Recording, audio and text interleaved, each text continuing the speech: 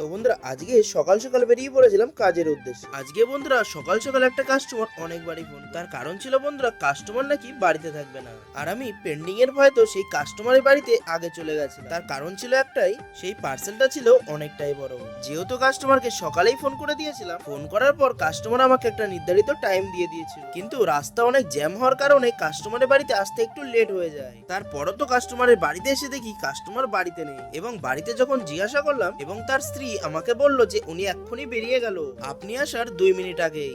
আমি সেই কাস্টমারটিকে ফোন করি। আর বন্ধুরা যেহেতু পার্সেলটি ওপেন বক্স ছিল, আমার আজকে মহা বিপদ হয়ে গেছে। তার কারণ ওটিপি ছাড়া তো আমি পার্সেলও দিতে পারবো। এবং ফোন করার পর কাস্টমারটি আমাকে বলে যে আমার বাড়ির লোকের কাছে ওটিপিটা দিয়ে আছে। তারপরে গিয়ে বন্ধুরা আমার একটু চিন্তাটা কম। আর চিন্তা কেনই বা হবে না বন্ধুরা, এই এত বড় পার্সেলটি বয়ে আনার পর কাস্টমার যদি না নেয় তাহলে তো একটু চিন্তাই হয়। বন্ধুরা ভিডিওটি কেমন হয়েছে কমেন্ট বক্সে জানাতে বলবেন।